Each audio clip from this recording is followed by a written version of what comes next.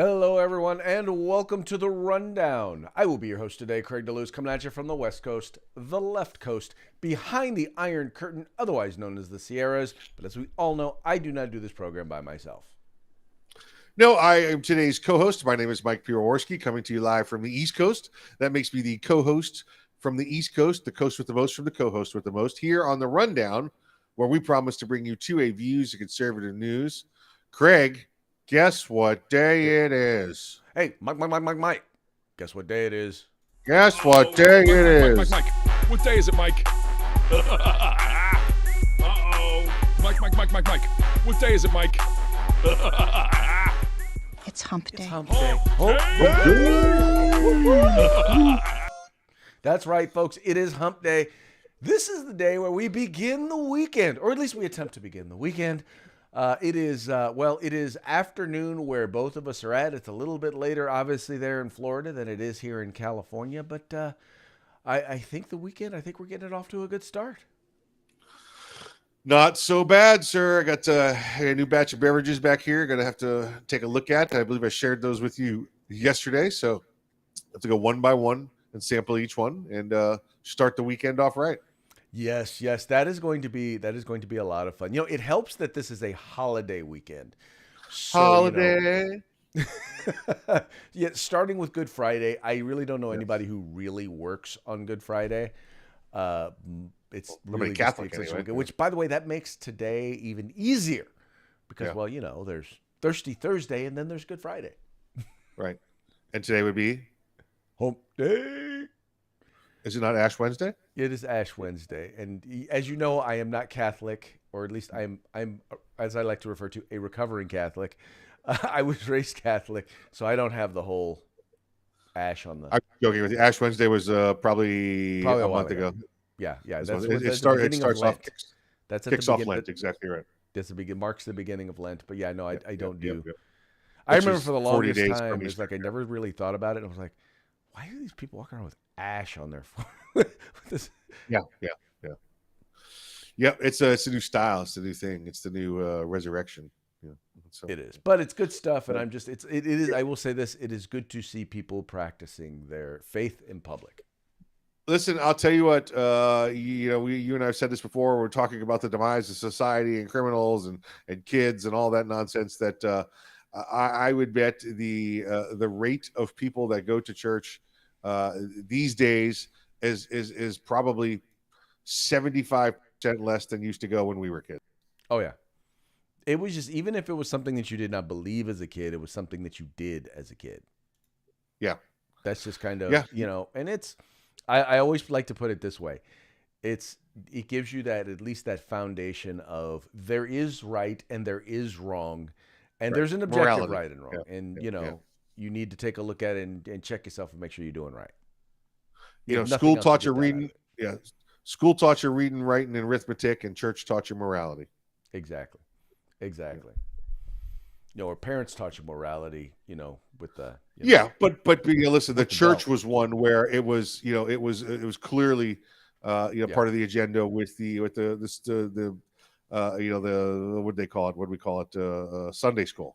Yes. And it was there. And listen, it gave you your foundation in faith. Again, from your parents, from your church, reinforced there. Mhm. But I really listen. I don't know that it started off as we're not going to be believers in a higher power. Right. It became more of a instead of a 5-day a week society, we became a 7-day a week society. Right. And when we started making things like football more important than church, that was it. You watch that morality slide to where church become less and less important. So. I will tell you what you're starting to find, though, and this is the other interesting thing, is while there are record numbers of people who do not go to church, there's also record numbers of people who are going to church. You're really starting to see a divide in society where, look, you're either churched or you ain't, and there's not going to be a whole lot of people who are in the middle. We're seeing, remember, we had a generation that didn't go. And now we're seeing the flip side of that. Look where society is. Time to go back to church. Yeah. Oh, yeah. Time to take my kids to church. I know I didn't go, so it's time to take my kids to church. Yeah. There was a play that we're in where one of the characters has this line, look, I go to church faithfully every Christmas, Easter, and Mother's Yep. Day. That's right. Yep. We call them C&E Catholics. Or Yeah. C&E, Did you ever C&E notice? Christians. Yeah. Did you ever notice going to church was always a big thing on Mother's Day, but never Father's Day? Well, that's because on Father's Day, you did what fathers wanted to do, right? Yeah. Fun stuff. Fun stuff. Let's Yep. go. It's about that time. Let's go ahead and get into the news. There we go. All right. Okay. Unless your head has been buried in the sand or you've been under a rock, you know that there's an incident that took place in New York yesterday in a New York subway where an individual decided that he was going to release canisters. He walked onto the subway train with a gas mask, released a couple of smoke bombs, and then proceeded to shoot up the train. In this particular case, the individual, well, they've quickly gone from having a person of interest to actually having a suspect. The suspect's name is Frank R. James. He, once again, for the longest time, he was considered a person of interest, and now he has, in fact, been upgraded or downgraded, however you wish to refer to it, as the suspect. So he's now the suspect that they're looking for. As you can see, he's a 62-year-old black man, which is, his age and his race are quite frankly irrelevant to the terrorist act that he performed. I think the fact that many mainstream media outlets, if you're looking for his picture, it's not the featured image and it's not in the top half of the story, which is kind of odd considering the fact that it is a manhunt and people are looking for the guy. But once again, this is an incident that is once again going to raise the cackles of the anti-gun crowd. And get them to encourage people, we need to ban guns. We need to ban firearms. We need to make it so that people aren't able to defend themselves when an individual like this takes the train. There were 29 people who were injured, some of which were shot, some of which were injured as people tried to get out of the way. But luckily, there were no fatalities. Yeah, Craig, which brings up an interesting point, right? You've got to 20 up to, I think it was 16, and then these numbers are still swirling. I think it was 16 shot, and then the others were wounded trying to get off the train or in a stampede or whatever it was. We do know there's at least 16 shot. Let's say that. Yeah. But none of them life threatening. I mean, it says it wasn't just nobody killed; it was nothing life threatening. So I don't know. Is this guy, shooting into, like the A-Team style, just shooting knees and kneecaps and below, or was this a real intent to kill? Was this I don't want to call it a false flag because there obviously was a shooting there, but is this somebody who's disgruntled with the Bidens? Is somebody that's disgruntled with Adams and is trying to make the point or trying to make the counterpoint and be the example? Is this somebody suicidal who decides to do that? Now that Biden pushes the anti-gun agenda, does this guy who's perhaps suicidal go out and help to make the point? And I'm not saying this is a government funded operation or anything like that. I'm saying, is that in this guy's mind? Does that guy do this because of the speech Biden gave yesterday or the day before? I don't know. I mean, when you look at, because they have a thing there of items that he had purchased. I don't know how long he was planning it. Clearly, this was premeditated. Right. So, one only knows how long he's been planning this. I mean, nothing that's there in the bag that he wound up leaving on the train was particularly sophisticated. Apparently, the firearm that he was utilizing jammed, which is what some people proclaim actually saved lives. It's probably evidence that he probably didn't know a whole lot about firearms because he probably didn't take the time to clean the firearm, check it, and make sure that it was functional. Yeah. So I don't know how we won't know unless this individual is captured alive, and they're able to question him. Yeah, we got to find out. We got to see where's the firearm come from, right? Because does this guy pass the background check, or did this guy a ghost gun? Get it a ghost gun? We got to find out. We got to see what all is going on. We got to see again how this fits their narrative. So it's just the timing is suspect. Are these people wounded and injured up there because a madman went crazy?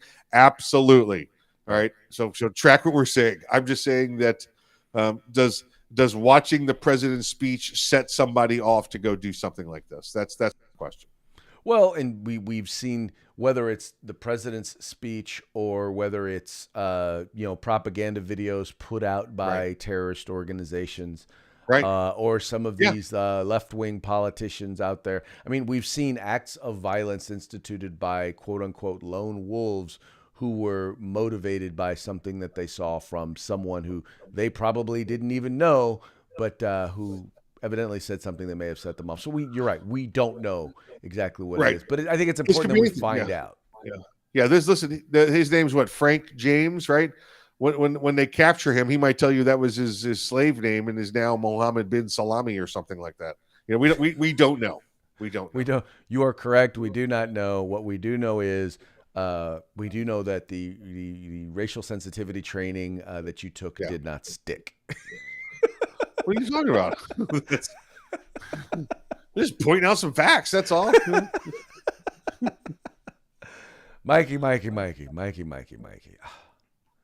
You're so Mike. By the way, I did not take the course. I'm the instructor. There's a reason why we don't let you on TV unchaperoned. Unsupervised. These are accurate facts. You can look them up. If you don't like them, your computer will dump me soon enough. So. Yes, it will. Yes, it will. Moving right along. All right, so we know the narrative out there right now is that inflation is all because of Ukraine and Putin. All the inflation that we are dealing with at this moment in time has nothing to do with any of the policies of the Biden administration. We know that because the president says so and because every Democrat out there says so. Well, not so much. There's a study that's been done by some professionals out of the San Francisco Federal Reserve. These are 4 economists at the Federal Reserve in San Francisco. And they're noting that, first of all, America has the highest rate of inflation. I mean, everybody in the world is suffering inflation, but America is higher than only really 2 other countries. And one of the things that they noted that is causing that significantly higher inflation, in other words, almost twice as high in the United States as anywhere else. And what they're noting is caused it, Mike, was all that money that the government printed and handed out during COVID. It's the COVID stimulus, both the stimulus checks as well as the government money that was sent out, the unemployment money, the extended unemployment benefits, the extended child tax credit, $300 per person, per child, per family. What they're noting is that putting all that extra money into the economy when it really wasn't needed actually wound up was a huge part of the reason why we've seen inflation that's almost double where it is anywhere else in the world. Yeah, Greg, I don't know how far you want me to go. You know where I'm going with this. The President Trump was on top of the world. He had one of the greatest State of the Union speeches ever back in January of 2020. He comes along and I'm sorry, 2020, right? Because we're 2022, so 2 years ago, 2020, and then all of a sudden, 2 weeks later, 3 weeks later, we start hearing about the COVID. Remember, our economy was incredible. We were self-sufficient energy-wise. We were on top of the world. We had other countries paying us money for old treaties, and all of a sudden, we get to COVID, which is no worse off than the avian flu, than the swine flu, or anything else. But now we got to lock a nation down, shut it down. And then the idea comes out of the House because, listen, it's getting ready to be election time. Let's start putting out these. Let's put these checks out.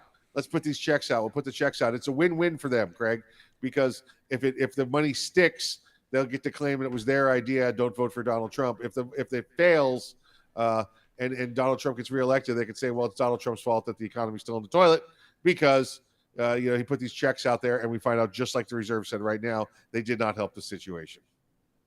No, in fact, they very much didn't. And once again, and by the way, a lot of the stimulus. Now, what's interesting about it is that the initial stimulus is not what they're pointing to. What they're really focusing on is the latter stimulus. So, in other words, the stimulus that was sent out, when you started looking at the beginning of 2021 or the end of the end of 2020, beginning of 2021, right around that period in time.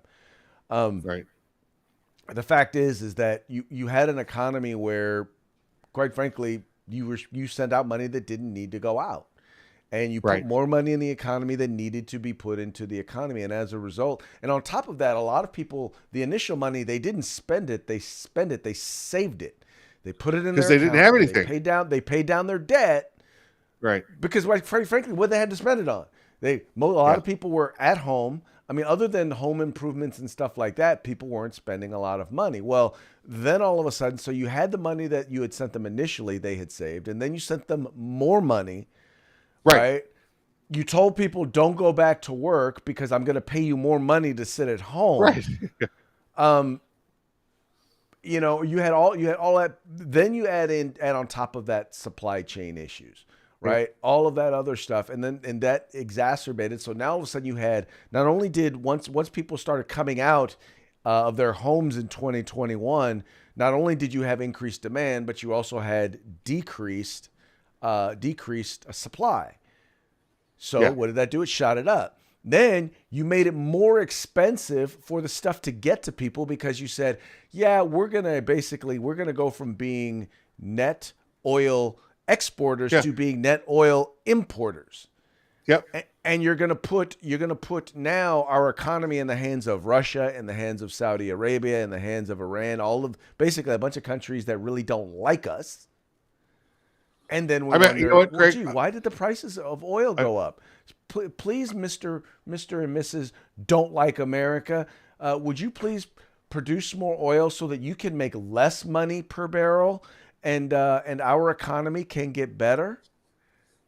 And then they said, I actually, Craig, no. would prefer. I'd actually prefer if our economy was in the hands of Russia, the Ukraine, and ISIS. Anybody except for the hands of the president. So that's just because we know this guy doesn't know what he's doing. We got more video evidence of it later on today's show. But the Russia, the Ukraine, that's just the excuse. That's just the excuse. Right. This is engineered by the liberals, by the Democrats to take down a sitting president. And now they're doing the reverse. They're just funneling the money back in. Our jobs are increased so much, the greatest ever. Well, yeah, because guess what? You took everybody's job last year when you put everybody home on 2 weeks, just 2 weeks to lock down the curve. By the way, Craig, we're at week 108 of the 2-week lockdown. So stick around. The Peace and Reason is the one that I'm citing here, and I just wanted to read this one little section right here. It says inflation rates in the United States and other developed economies have closely tracked each other historically, the economists write in an analysis published this week. Once again, these are economists from the Federal Reserve. This is not Reason magazine.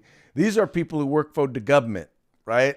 Okay. It says, however, since the first half of 2021, U.S. inflation has increasingly outpaced inflation in other developed countries. Estimates suggest that fiscal support measures designed to counteract the severity of the pandemic's economic effect may have contributed to this divergence. Now, Mike, well, it's easy, Craig, because in addition to what we did to bring back the economy that we had and bring people back to the place we were, now we're funding new democratic programs. And guess where they're getting paid from? Well, we're borrowing the money. Well, we're printing the cash. But Mike, here's the thing, and this is the one part of their analysis that I will disagree with. It was not because of the pandemic. It was because of largely Democrat responses. Big city, blue state responses to the pandemic, shutting down states, shutting down cities, shutting down businesses that did not need to be shut down. Because as we also know, based on a study out of Johns Hopkins University, the shutdowns only decreased fatalities by 0.2%. So we know that these were unnecessary Democrat shutdowns. And then we turn around and we pour money into the economy that we didn't need to because we never should have shut down. Craig, I'm going to blame it on them wholly because they pushed the pandemic. Okay. This was a virus that was out there. It was same level as what we'd seen before with the flu and the swine. they pushed this. They pushed it to take over the economy. It was different in that it had it was different in that it was much more contagious than the others were. But here's what we knew. We early on we knew who was the most susceptible. And instead of setting policies and saying, okay, we need to protect the most vulnerable, we decided we're just gonna lock everybody up. We're gonna lock down the economy for everybody. And then we come to find out that whenever we opened up, the virus hit. And even right now in Shanghai, they're dealing with it, right? Doesn't matter how much you lock down, eventually the virus is going to work its way through. What you need to do is protect the most vulnerable, and then let the virus run its course. Mean don't do the Cuomo plan. Don't lock them all into one facility. Yeah, exactly. Lock them into the same facility with people who've tested positive for the virus. Yeah. Don't do that. That's okay because we have the ventilators, so it's okay. Right. But you know what? Hey, here's the thing though. You can do that as long as you don't touch any of your employees. Yeah. And when would a medical worker ever you can get away with doing that policy as long as you don't sexually harass anybody, because sexually harassing people will actually get you in trouble. So yeah. Exactly right. Yeah. Not medically harass, sexually harass. Yeah, there you go. Exactly. Okay. Good stuff. The new AFT nominee, and yes, we know it's actually ATF, but we're going to call it AFT because that's what the president calls it. A bunch. He makes a mistake all the time. So over at The Reload, our good friend Stephen Gutowski wrote a piece that was actually very, very interesting. Now, you might recall that the President of the United States has been censored from multiple social media outlets and was actually impeached for promoting this thing called former president. Former president. All right. Former president. For promoting this thing they refer to as the big lie, which was the fact that the election was rigged. The presidential election was rigged. You would think that promoting somebody or putting somebody out there or nominating someone for office for a position in your administration, you would check to make sure that they're not part of the big lie. Well, guess what?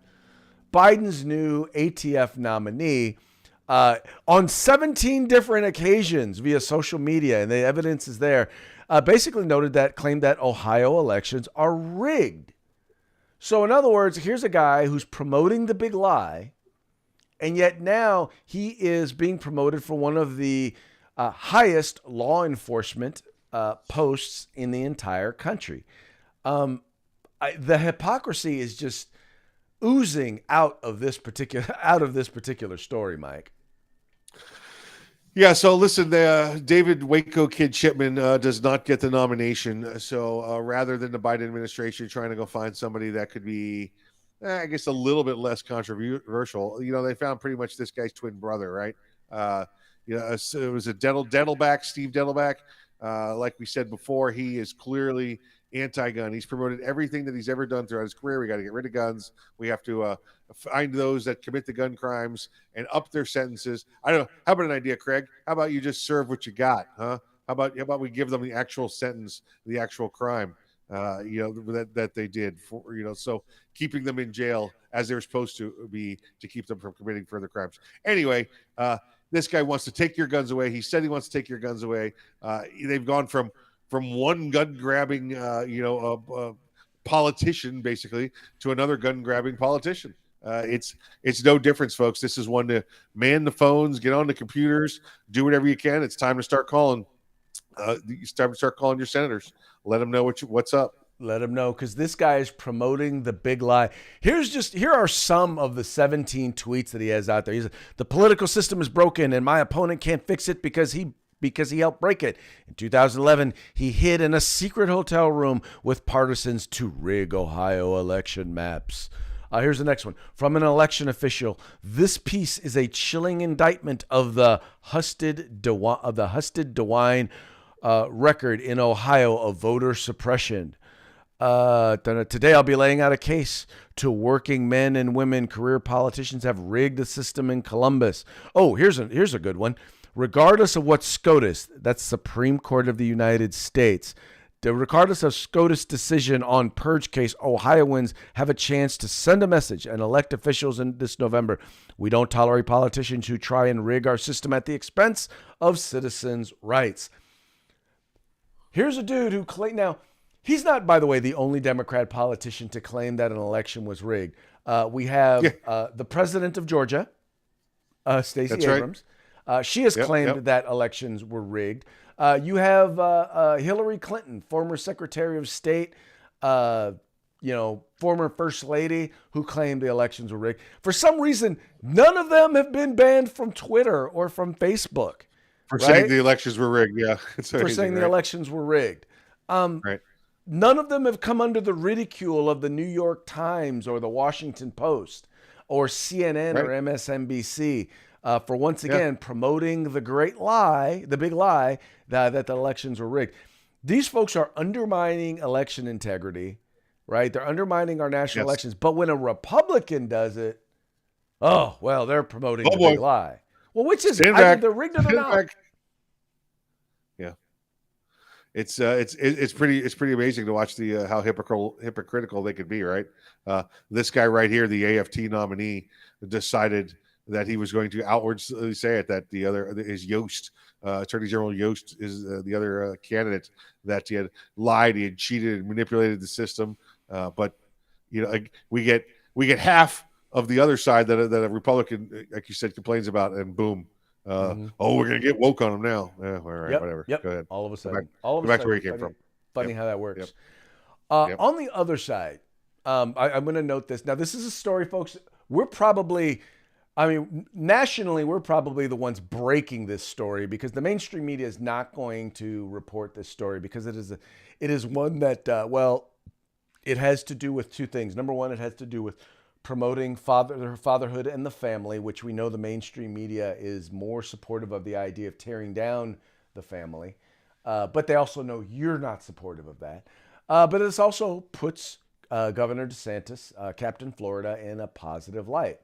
There was a piece of legislation that he has actually signed into law that helps address the fatherhood crisis. And yes, there is a fatherhood crisis because we have, once again, those on the political left who desire to tear down the family and don't want to admit that one of the most common issues that you look at, whether it's high school dropout, whether it's suicide rates, whether it's growing up in poverty, whether it's winding up in jail, the number one factor that all of them have in common is in many cases, they're raised in a single parent household without a father. So Governor DeSantis signed a bill that will actually provide funding, $70 million, to community-based organizations and whatnot that work to address fatherlessness, to work to help make it easier, make it easier for fathers to be in their children's lives, promote education towards fatherhood and all of that.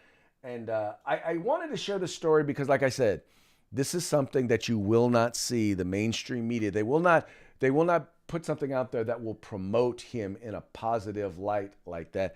That is sad, and it bothers me, and it pisses me off that they will not do that. But it is what it is. Oh, you'll see it, Craig. You'll see out there that he's a masochist. I'm sorry, not a masochist. He's a misogynist. He's anti-woman. He only supports men in the state. You're going to get all that kind of weird stuff that shows up about him. He's supporting the patriarchal subjugation of women and children by men. Yes, yeah, that's what you'll see. That's the story when it comes out that it'll be about it. Is that he's a woman hater? Exactly. That's what you will hear about That's exactly what you'll hear about Captain Florida. But folks, I'm telling you right now, and I will continue to say this. God doesn't make mistakes, and there's a reason why He made it necessary for a man and a woman to make a baby, and that is because it is. I'm not saying that single parents can't raise good kids. I'm not saying that at all. Nope. I'm saying that if you put together a situation, if you want to say there's an optimal situation to have and raise children, it's with a mother and a father in the home. Right. And every study out there has proven that. Not Yes. not a single mom, not a single dad, not two moms, not two dads, not grandparents. I'm not saying that those aren't situations that can be positive and you can positively Correct. raise kids. I'm saying that studies show that optimally, mom, dad, kid. Yeah, that's it. Listen, this guy's making the thing so good in Florida, Craig, that everybody's wanting to come to Florida. And we saw, listen, the mass exodus is going on in California, right? The school board's still trying to figure out what happened, but Right. you've got mass people leaving California and people just wanting to come to Florida. I've come to understand though that there's some folks there in Florida who don't appreciate folks coming there. Maybe if you made a reservation.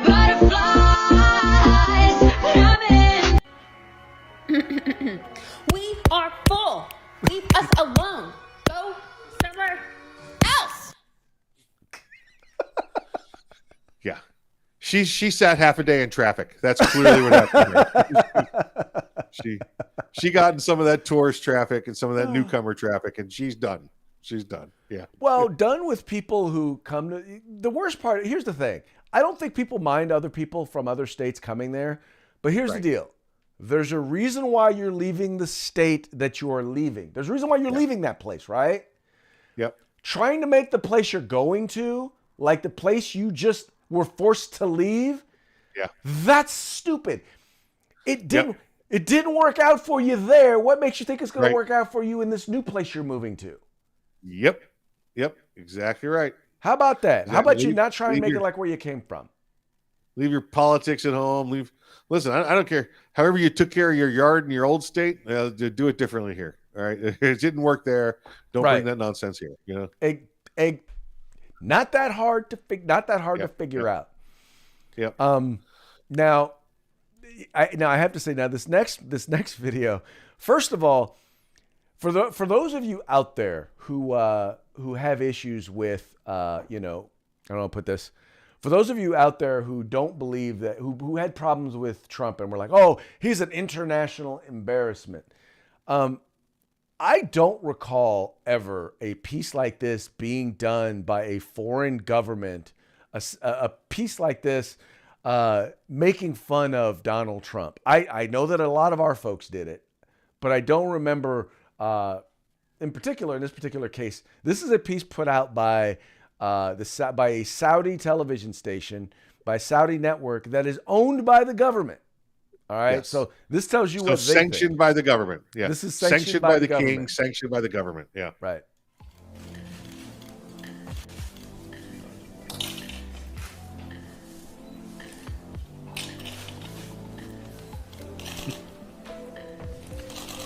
Thank you very much. Today, we're going to talk about the crisis in Spain. Yeah, we're going to talk about the crisis in Africa. Yeah, Russia. And I want to talk about the president of Russia, Putin. Putin, listen to me.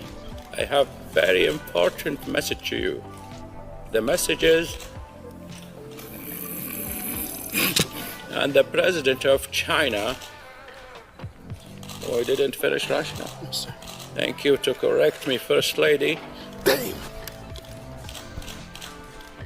thank you very much. God bless you, and God bless. Thank you all. Hallelujah. Clap to your president. Clap to your president.